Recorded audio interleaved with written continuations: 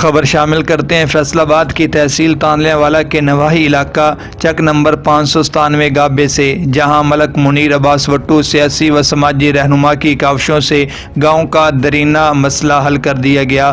Assistant commissioner تانلیہ والا نعمان علی ڈوگر کے ساتھ مل کر کئی سالوں سے گندگی کے ڈھیر جو کہ وبا اور تعفن پھیلا رہے تھے، ان کا خاتمہ کروا دیا گیا۔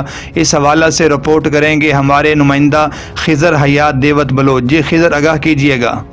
جی، تحصیل تانلیہ والا کے گاؤں چک نمبر 597 گابے میں پڑے بڑے گندگی کے ڈھیر جو کہ مقامی افراد کے لیے وبال جان بنے ہوئے تھے، اسسٹنٹ کمشنر تانلیہ والا نعمان علی ڈوگر نے مقامی سیاسی اور سماجی شخصیات کی کاوشوں کی بدولت اٹھوا دیے۔